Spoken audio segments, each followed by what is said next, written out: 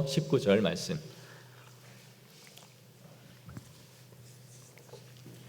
우리 교독하도록 하겠습니다. 그 후에 유다가 자기 형제들로부터 떠나 내려가서 아둘람 사람 히라와 가까이 하니라. 유다가 거기서 가나안 사람 수아라 하는 자의 딸을 보고 그를 데리고 동침하니 그가 임신하여 아들을 낳음에 유다가 그의 이름을 엘이라 하니라. 그가 다시 임신하여 아들을 낳고 그의 이름을 오난이라 하고 그가 또다시 아들을 낳고 그의 이름을 셀라라 하니라. 그가 셀라를 낳을 때에 유다는 거십에 있었더라. 유다가 장자 엘을 위하여 아내를 데려오니 그의 이름은 다말이더라. 유다의 장자 엘이 여호와가 보시기에 악함으로 여호와께서 그를 죽이신지라. 유다가 오난에게 이르되 내 형수에게로 들어가서 남편의 아우된 본분을 행하여 내 형을 위하여 씨가 있게 하라. 오난이 그 씨가 자기 것이 되지 않을 줄을 알므로 형수에게 들어갔을 때에 그의 형에게 씨를 주지 아니하려고 땅에 설정하매 그 일이 여호와가 보시기에 악함으로 여호와께서 그도 죽이시니 유다가 그의 며느리 다말에게 이르되 수절하고 내 아버지 집에 있어 내 아들 셀라가 장성하기를 기다리라 하니 셀라도 그 형들같이 죽을까 염려함이라. 다말이 가서 그의 아버지 집에 있으니라. 얼마 후에 유다의 아내 수아의 딸이 죽은지라. 유다가 위로를 받은 후에 그의 친구 아둘람 사람 히라와 함께 딥나로 올라가서 자기의 양털 깎는 자에게 이르렀더니 어떤 사람이 다말에게 말하되 내 시아버지가 자기의 양털을 깎으려고 딥나에 올라왔다 한지라. 그가 그 과부의 의복을 벗고 너울로 얼굴을 가리고 몸을 휩싸고 딥나 길곁 에나임 문에 앉으니 이는 셀라가 장사망을 보았어도 자기를 그의 아내로 주지 않았으므로 말미암음이라. 그가 얼굴을 가렸으므로 유다가 그를 보고 창녀를 여겨 길 곁으로 그에게 나아가 이르되 청하건대 나로 내게 들어가게 하라 하니 그의 며느리인 줄을 알지 못하였음이라. 그가 이르되 당신이 무엇을 주고 내게 들어오르느냐. 유다가 이르되 내가 내 떼에서 염소 새끼를 주리라. 그가 이르되 당신이 그것을 줄 때까지 담보물을 주겠느냐. 유다가 이르되 무슨 담보물을 내게 주랴. 그가 이르되 당신의 도장과 그 끈과 당신의 손에 있는 지팡이로 하라. 유다가 그것들을 그에게 주고 그에게로 들어갔더니 그가 유다로 말미암아 임신하였더라. 함께 읽겠습니다. 그가 일어나 떠나가서 그 너울을 벗고 과부의 의복을 도로 입으니라. 아멘. 우리가 성경을 읽다 보면 우리를 당혹스럽게 만드는 본문들이 좀 있습니다. 오늘 본문이 우리에게 그런 본문이 아닐까 하는 생각을 하게 됩니다. 우리는 성경이 거룩하신 하나님의 말씀이라고 한다면 좋은 우리에게 이야기들이 기록되어져야 될 것 같은데 성경은 꼭 그렇지만은 않습니다. 오늘 이야기는 이 거룩한 성경에 기록되어져야 할 이야기라고 하기에는 너무 나쁘끄럽고 한 가정의 수치스러운 이야기를 담고 있습니다. 목회자가 설교를 하기에도 이런 본문은 좀 피해 갔으면 좋겠다 하는 본문이 이런 본문이죠. 우리가 사람의 전기를 쓸 때에도 그 사람의 좋은 부분들을 뽑고 후대에게 귀감이 될 만한 이야기를 쓰려고 합니다. 그래서 한 사람의 인생에 오가 될 만한 과오들은 좀 빼는 경향이 있죠. 그런데 하나님의 성경, 하나님의 말씀이라고 하는 이 성경 안에는 그렇지 않은 이야기들이 종종 나오고 있는 것이죠. 그런 의미에서 성경은 좋은 글귀만 모아놓은 격언집이 아닙니다. 창세기 19장에 보면 롯이 그의 아버지에게 술을 먹이고 그의 아버지와 동침하여 두 아들을 낳는 이야기가 기록되어져 있죠. 오늘날 윤리적으로 타락한 이 시대의 관점에서 볼 때에도 이런 이야기는 거의 폐륜입니다. 일어날 수 없는 일이죠. 하지만 성경은 이런 이야기들을 여과 없이 기록하고 있다라는 것이에요. 오늘 본문도 거의 삼류소설에 가까운 이야기를 이 성경에서 기록하고 있다라는 것이죠. 굉장히 우리에게도 쇼킹한 일입니다. 지난주에 우리는 요셉이 애굽으로 팔려간 이야기를 살펴봤습니다. 그렇다면 이야기는 거기서부터 시작을 하면 됩니다. 우리 39장 1절을 한번 보십시오. 요셉이 이끌려 애굽으로 내려가네라고 되어 있죠. 그러니까 요셉의 이야기를 하다가 그가 팔려갔으면 39장으로 이어져 가는 것이 이야기상 매끄럽게 진행될 수 있습니다. 그런데 성경 기자가 굳이 이 38장의 이야기를 삽입시켜 놨다라는 것이죠. 일단 이 성경은 그런 면에서 팩트라는 것입니다. 누군가를 미화하거나 어떤 사건을 꾸며내지 않고 있다라는 것이죠. 사람들의 이 발자취에서, 성경에 나오는 사람들의 발자취에서 그들이 행했던 실패와 성공, 그리고 그들의 죄와 허물들을 여과 없이 다 기록을 하고 있다는 것이죠. 성경이니까 좀 더 거룩해야 돼. 성경의 인물들이니까 좀 더 멋있고 경건한 사람들의 이야기만 기록해야 돼. 그게 아니라 낱낱이 그들의 죄와 허물들을 일일이 기록하고 있다는 것 자체가 성경이 매우 사실적으로 기록해놨다라는 것을 우리에게 보여주고 있는 것입니다. 지난주에 우리는 이 야곱과의 흑역사를 살펴봤죠. 형제가 한 형제를 죽이기 위하여 살인 계획을 모의하고 결국에는 죽이지는 못했지만 차선책으로 그들이 애굽의 노예로 이 요셉을 팔아넘기는 그 이야기를 살펴봤습니다. 그런데 오늘 이어지는 이 이야기는 야곱의 아들 가운데서 한 명인 이 유다의 가정에 매우 수치스러운 이야기를 오늘 기록하고 있는 것이죠. 본문 1절에 보시면 그 후에라고 되어 있습니다. 그 후에라는 것은 요셉을 팔아넘긴 그 이후에라는 것이죠. 그렇지만 이것이 그 직후라는 뜻은 아닙니다. 요셉이 17살에 팔려갔고 30세의 총리가 되었으니까 13년 어간에 일어난 그 모든 이야기를 여기에 지금 담고 있는 것이죠. 그 사이에 유다는 결혼도 했고 이후에 자녀도 낳았습니다. 그리고 그 자녀의 이야기를 지금 담고 있는 것이죠. 1절에 보시면 유다는 형제를 떠나 아둘람 사람 히라라는 사람과 가까이 했다라고 1절에 기록하고 있습니다.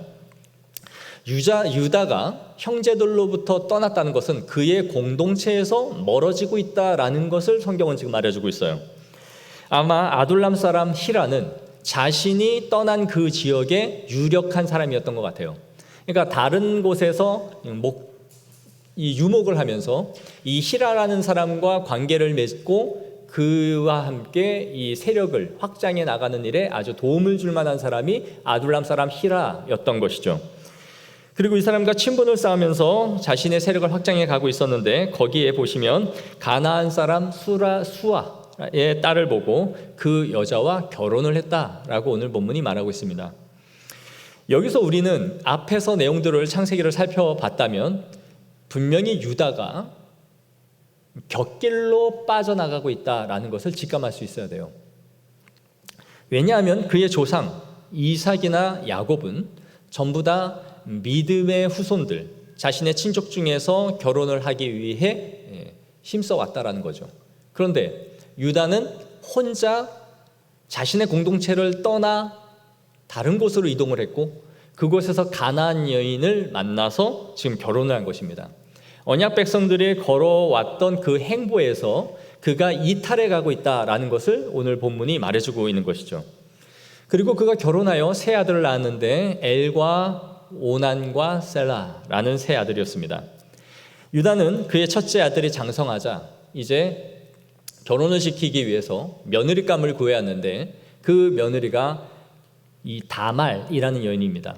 성경은 어떤 기록도 담고 있지 않고 다말이라는 이름만 말하고 있지만 생각컨대 그는 분명히 자신처럼 가나안 여인 중에서 한 명의 여자를 데려왔을 것으로 보여져요.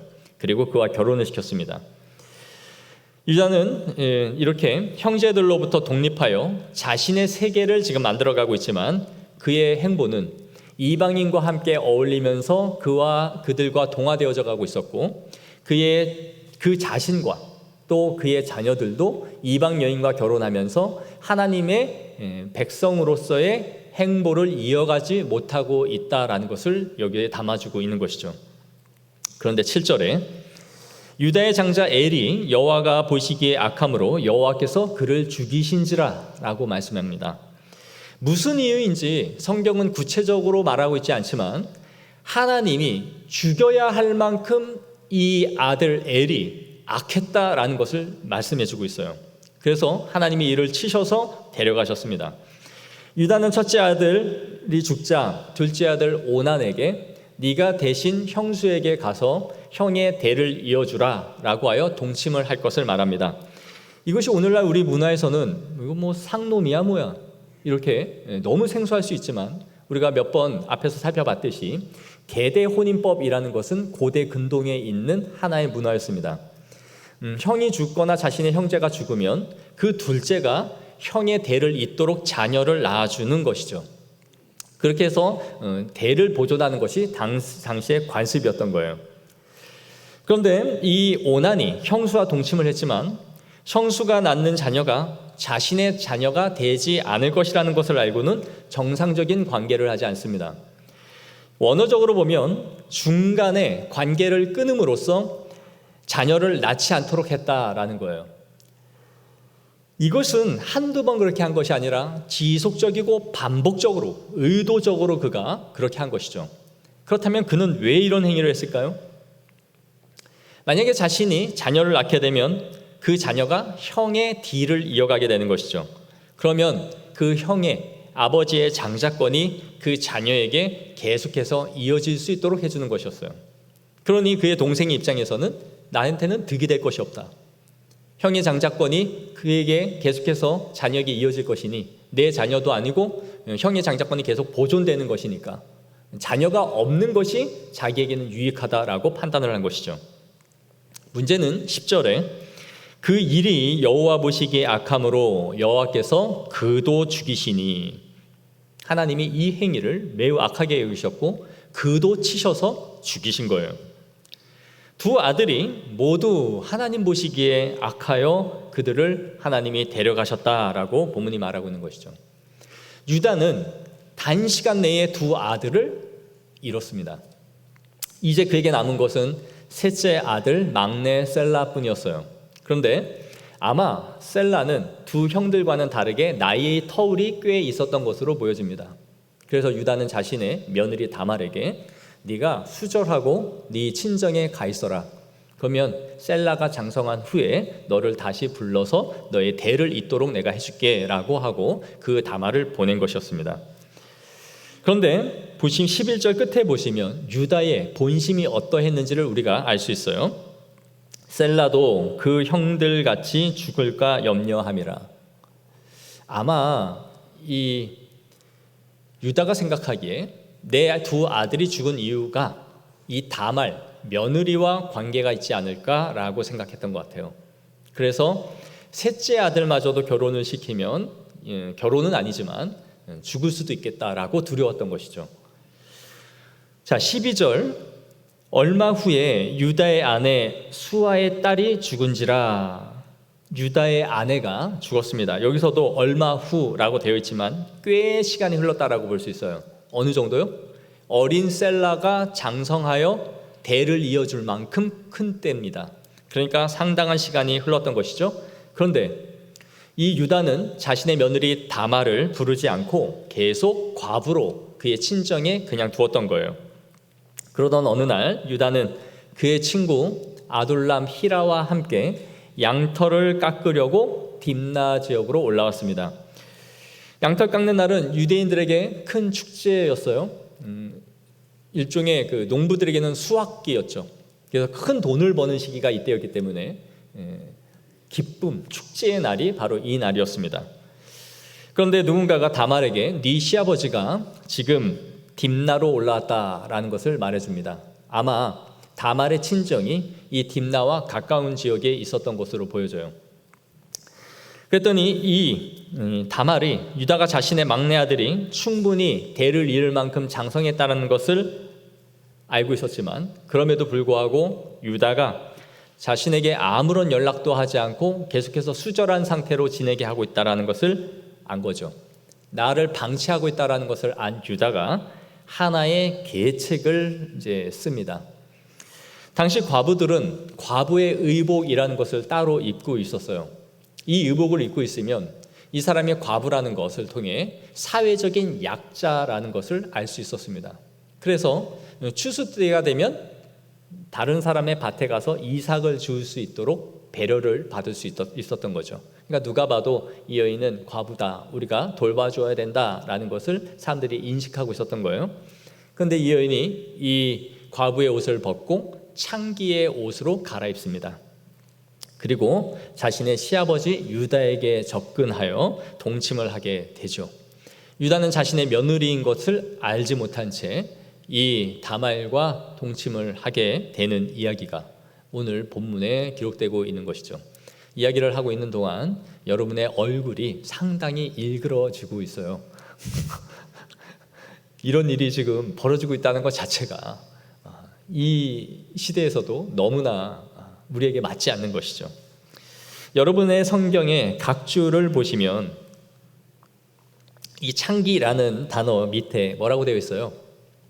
히브리어로 크데샤, 가나안은 이방 성소의 창녀라고 되어 있죠. 제 성경이 좋아서 있는 게 아니라 여러분의 모든 성경이 다 그렇게 기록되어져 있습니다. 가나안 이방 성소의 창녀.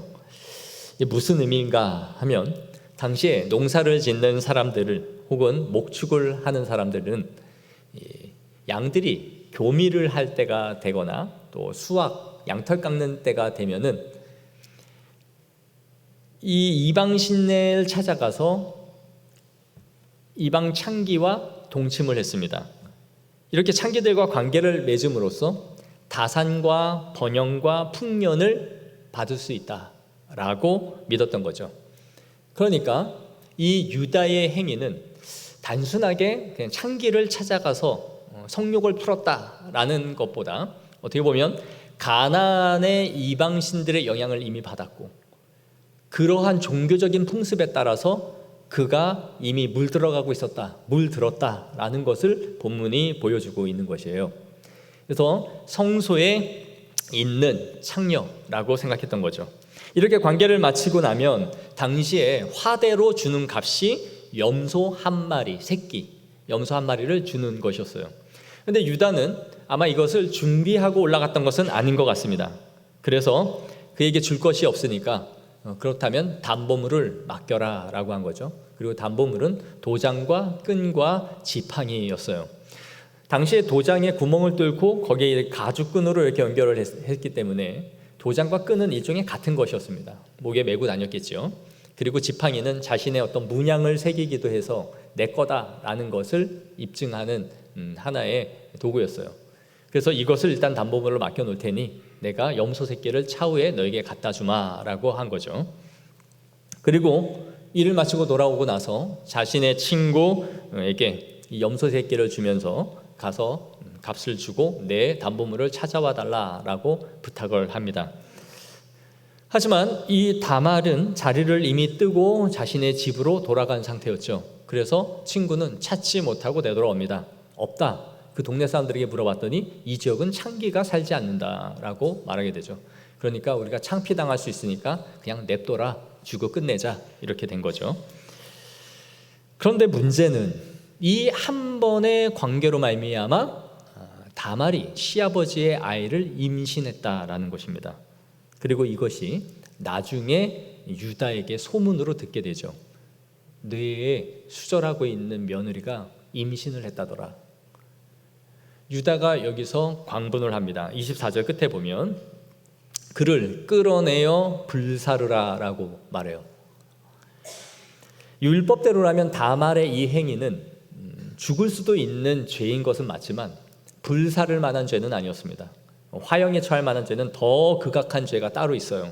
그런데 지금 다말이 이렇게 말하고 있다는 것은 수절하고 때를 기다려야 할 며느리가 다른 남자와 동침을 하여 아이를 낳았다는 것에 대해서 매우 분개했다라는 것을 말해주는 것이죠. 그러자 죽기 일보 직전에 있던 이 다말이 자신의 담보물을 꺼내면서 내가 이 사람의 아이를 임신한 것입니다 라고 말을 하죠.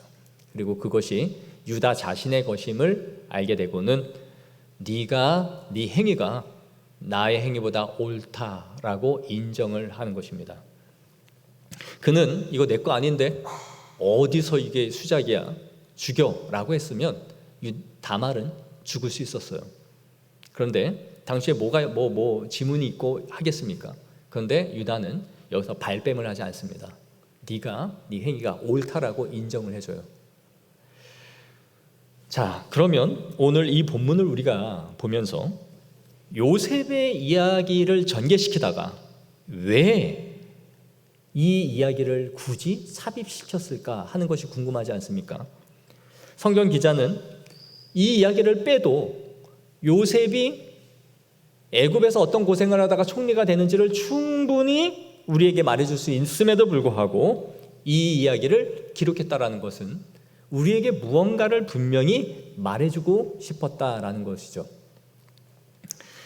이 본문은 도대체 우리에게 뭘 보여주는 것일까요? 지난주부터 우리는 야곱 일가의 거듭된 실패를 보고 있습니다. 12명의 아들들이 하나님의 각자 한 사람 한 사람의 12지파가 되어서 이스라엘의 한 민족을 이루어야 할 하나님의 계획이 있어요.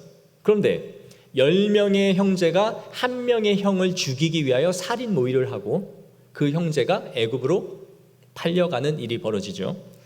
그리고 이어서 유다 집안의 실패를 여기에다 기록한 겁니다. 그렇다면 왜 하필 유다를 여기다 적었을까요?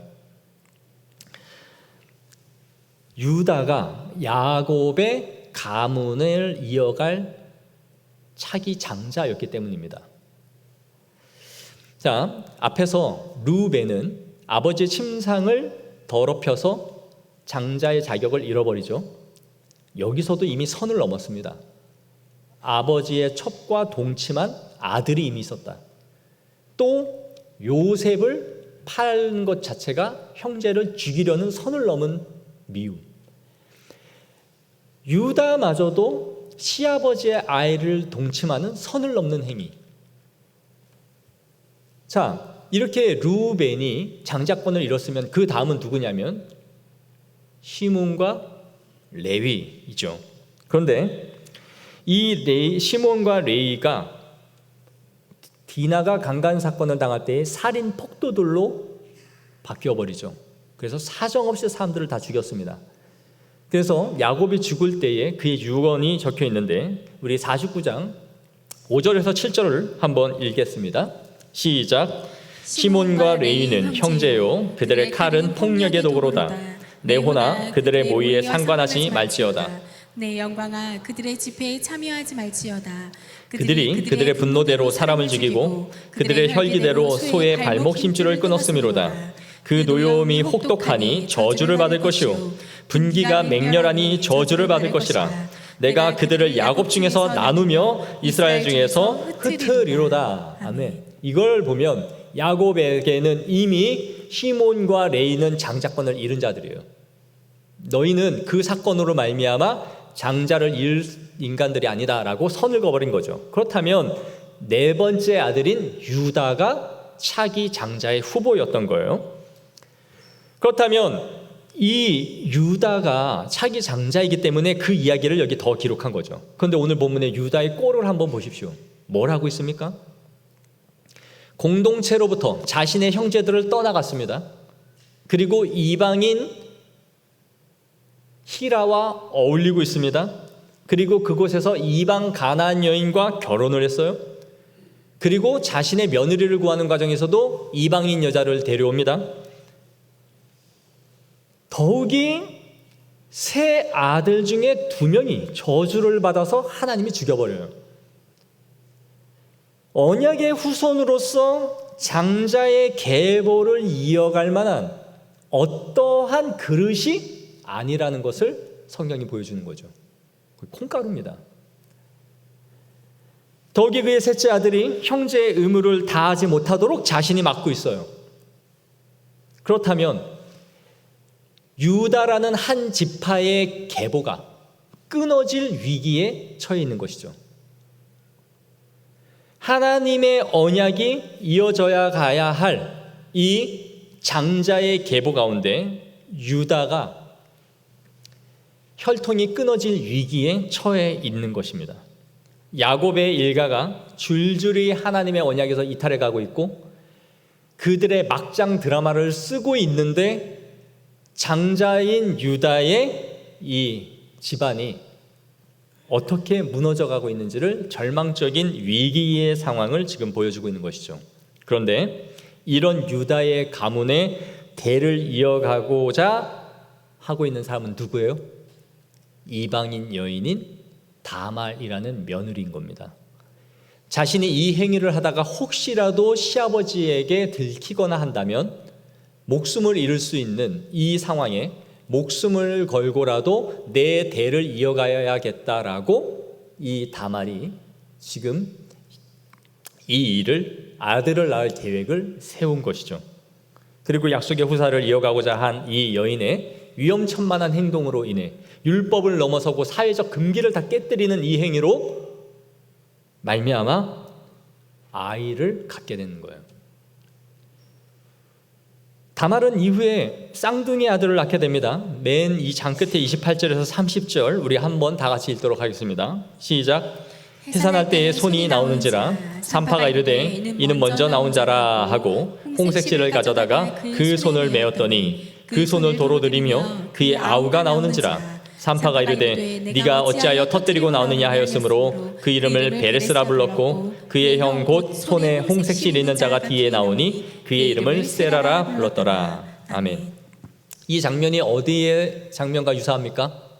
야곱과 에서가 태중에서 싸우는 본문과 비슷하죠. 그러니까 이 집에 유전적으로 쌍둥이 태가 나오는 거예요. 그리고 장자를 얻기 위한 이 태중의 아이들의 다툼이 여기서부터 똑같이 벌어지고 있는 것이죠. 아이가 나오니까 손이 나와서 첫째 아이를 구분하기 위해서 홍식실을 묶어놨더니 그 손이 다시 들어가고 둘째 아이가 터뜨리고 먼저 나온 것이죠. 그래서 그 아이 이름을 베레스라고 이름을 지은 겁니다. 그런데 생각해 보세요. 아이는 어디 먼저 나옵니까? 머리부터 나오죠. 손부터 나온다고 그 손을 잡아 끌 수가 없어요. 어린아이를. 그렇다면 이 아이가 기어코 먼저 나가겠다고 손을 들이민 거죠. 그런데 뒤에 있던 쌍둥이가 다리깽이를 끌어잡아 자기가 먼저 터뜨리고 나오는 어디가? 내가 먼저 가야지. 이걸 뭘 보여주냐면 장자가 얼마나 중요한지, 이 태중에서도 이 언약의 후손으로서 장자, 머리가 되고자 하는 싸움이, 피 터지는 싸움이 이 복중에서부터 일어나고 있다는 걸 보여주는 거예요.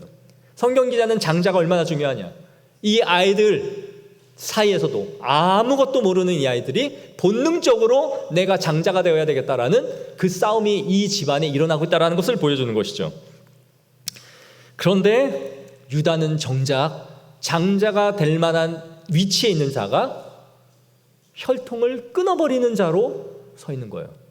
아들들은 저주를 받아 죽고 셋째 아이는 이어가지 못하도록 자기가 막고 있는 그런 상황이 있는 것이죠. 그런데 오늘 본문의 이 반전이 무엇이냐? 시아버지를 통해서 나온 이 쌍태 두 아이 중에 한 명인 베레스가, 이 베레스를 통해서 메시아이신 예수 그리스도가 오신다라는 거예요. 이게 완전한 반전인 것이죠. 자, 우리 룻기 4장 18절에서 22절을 보겠습니다. 베레스의 계보는 이러하니라. 베레스가 누구예요? 터뜨리고 나온 그 아이죠. 베레스는 헤스론을 낳고 헤스론은 람을 낳고 람은 아미다답을 낳고 아미다답은 나손을 낳고 나손은 살몬을 낳고 살몬은 보아스를 낳고 보아스는 오벳을 낳고 오벳은 이새를 낳고 이새는 다윗을 낳으니라. 아멘. 그리고 나서 이것이 마태복음 1장 1절로 가면 어떻게 시작해요? 아브라함과 다윗의 자손 예수 그리스도의 계보라. 이걸 신약에서 받아서 예수 그리스도로 연결시켜가는 거예요. 예수님의 혈통이 있다고 인간을 통해서 왔다. 이런 콩가루 같은 막장 집안에서 예수님이 태어나셨다라는 거죠.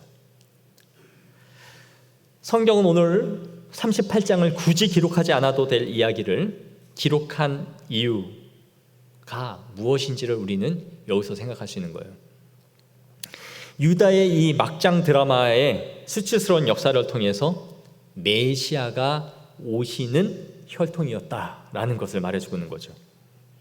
엉망진창, 쑥대밭, 콩가루, 폐륜, 이런 가문에서 예수님이 메시아로 우리 가운데 오셨다.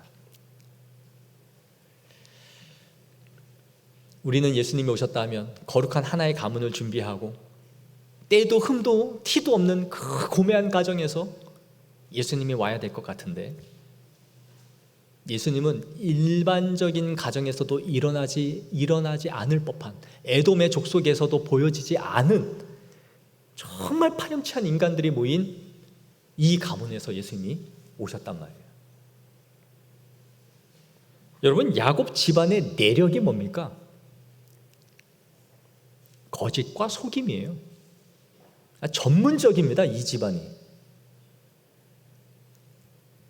형제 간에 속이고, 아들이 아버지를 속이고,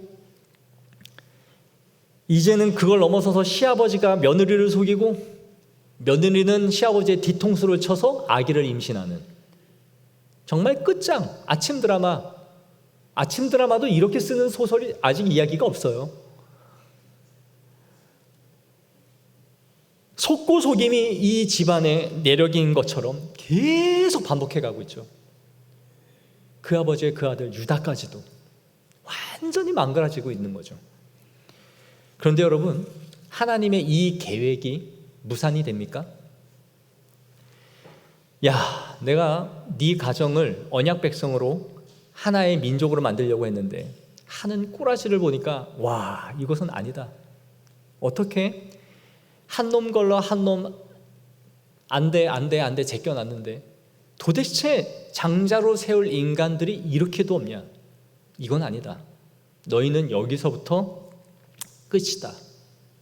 이렇게 하여 하나님이 끝을 내느냐 하면 끝을 내지 않는다라는 거예요. 이것을 통해 우리에게 보여주는 것은, 성경은 인간의 도덕적 우월성이나 한 사람의 인격의 탁월함과 고매함을 보여주는 것이 아니라 하나님의 선택과 하나님의 절대적인 주권과 하나님의 변함없는 은혜가 어떻게 계속해서 흘러가고 있는지를 보여주는 것이에요.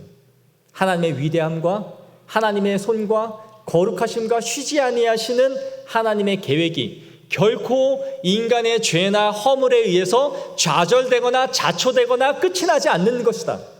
반드시 하나님이 선택하시고 이루시겠다 하시는 그 계획대로 마침내 하나님이 유다를 통하여 메시아를 보내신다라는 것을 보여주고자 하는 것이죠. 내가 너희들의 인생의 무너짐, 너희들의 실패 때문에 내가 손을 떼지 않는다. 이것이 성경 전체에 처음부터 끝까지 관통하고 있는 중심 사상이에요. 여러분, 창세기를 시작하면서 인간을 창조하신 때부터 지금까지 인간의 역사를 한번 보십시오. 그 역사는 모두 다 파괴와 실패의 역사입니다. 아담을 지으시고 창조 세계를 하나님 앞에 아담에게 맡기시면서 생육하고 번성하고 땅에 충만하라, 이 에덴 동산을 네가 다 다스리고 지키라 그랬더니 배신합니다. 내가 왕이 될 거야. 그래서 창조 세계에 하나님의 계획을 완전히 박살을 내놓죠. 그리고 그들의 죄가 계속해서 관영하고 넘쳐납니다. 야, 이 인간들 안 되겠다. 그나마 나은 노아 한 가족을 선택하시고 나머지를 물로 다 심판하세요. 그러나 그 이후에 벌어지는 일은 또 바벨탑을 쌓습니다. 인간들의 죄가 끊임없이 커져가지 사그라지지를 않습니다. 결국 하나님께서 아브라함이라는 한 가족을 선택하시고 이삭과 야곱으로 그들의 12아들을 통하여 한 민족을 이루겠다라고 그분은 계획하시죠. 그런데 오늘 이 본문을 보시면 유다의 꼬라지가 야곱의 가족이 이을 만한 그릇이 아니에요. 쑥대밭도 이런 콩가루가 없단 말이에요. 첫째, 둘째, 셋째, 넷째까지 내려갔는데도 이을 만한 그릇이 없다는 거죠.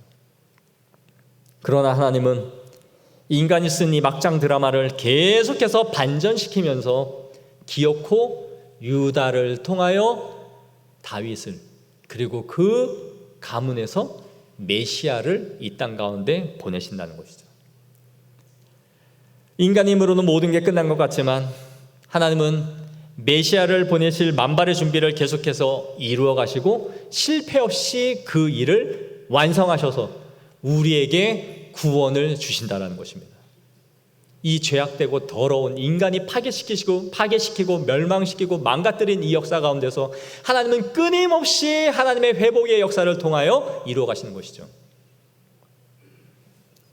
그렇기 때문에 성경을 통해 우리는 인물의 탁월함과 한 사람의 인격의 대단함을 봐야 되는 것이 아니라 이 어그러진 역사 가운데서도 하나님이 기어코 이루어 가시는 하나님의 위대함과 탁월하심을 보면서 그 하나님을 높이고 찬양하게 되는 것이에요. 인간은 끊임없이 하나님의 계획을 망가뜨리고 실패하는 역사이지만 하나님은 그 산산이 부스러진 그 조각조각들을 하나씩 이어 맞추시면서 그분의 역사를 진행시켜 가신다는 것이죠. 실패 없이. 그리고 끝내 유다를 통해 메시아를 보내시는 것입니다. 여러분, 지난주에 제가 훌륭한 요리사는 좋은 재료를 엄선하여 좋은 음식을 만드는 것 훌륭한 요리사죠. 그러나 더 훌륭한 요리사는 말도 안 되는 요리 재료를 가져다가도 기가 막힌 맛을 내는 요리사라 했어요. 평범한 김치 하나를 가지고도 세상에 먹어보지 못한 맛을 내는 것처럼 훌륭한 의사는 뼈가 두 동강이 세 동강이 난 거는 이어붙일 수 있죠. 그러나 사고로 뼈가 으스러지고 조각이 나버리면 그건 붙이지 못합니다. 인공으로 무언가를 갖다 발라야 되죠. 그러나 위대한 의사라면 그 뼈 조각 하나하나를 그 위치를 찾아서 맞추어서 그 기능을 회복시키고 기능을 할 수 있도록 만드는 것이 위대한 의사이죠. 그렇다면 우리 하나님은 위대한 요리사요, 예술가요, 의사이신 것이죠. 우리가 다 망가뜨리고 다 어그러진 실패를 하나님은 반드시 회복시키셔서 만들어내신다라는 것입니다. 사랑하는 성도 여러분, 실패는 우리가 하는 것이지 하나님이 하시는 게 아닙니다. 우리의 개인의 연약함과 부끄러운 실패가 우리의 인생 가운데는 계속해서 반복되고 있고 무너뜨리고 있지만 하나님은 기어코 이루어 가실 줄을 믿습니다. 인간의 죄가 관영하여 하나님의 뜻이 이 땅에 임하는 것 같지 않고 하나님의 나라가 이 땅 가운데 도래하는 것 같지 않지만 아닙니다. 하나님의 시간은 다가오고 있고 그분의 나라는 이루어져 가고 있으며 하나님의 새하늘과 새 땅이 우리에게 반드시 도래할 것입니다. 그리고 우리의 부족하고 나약함과 죄와 허물에도 불구하고 하나님의 계획이 무너지는 것이 아니라 그 모든 것들을 이어붙이셔서 하나님은 회복시키사 하나님이 우리에게 뜻하신 바를 반드시 이루어 가실 줄을 믿습니다. 그것을 바라보며 소망 가운데 살아가는 거룩한 성도들이 되어지기를 축복합니다. 기도하겠습니다.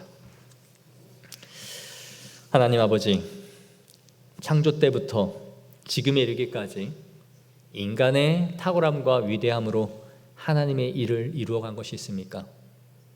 우리는 모두 망가뜨리고 실패하고 무너뜨리는 역사였지만 하나님께서는 그 어그러짐과 막장 드라마 같은 우리의 허물과 죄 가운데서도 기어코 반드시 하나님의 때가 참에 하나님의 일을 이루어 가시는 위대한 창조주이신 줄을 믿습니다.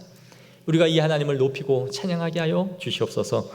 하나님의 계획은 어긋남이 없이 하나님의 때에 반드시 이루어 갈 것이라는 것을 믿어 의심치 아니하며 우리 자신에게 소망을 두는 사람들이 아니라 하나님께 소망을 두며 바라볼 수 있는 성도들이 되게 하여 주시옵소서.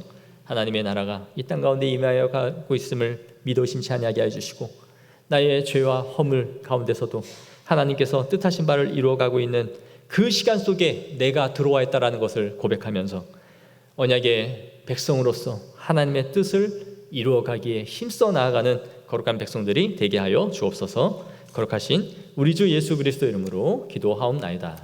아멘.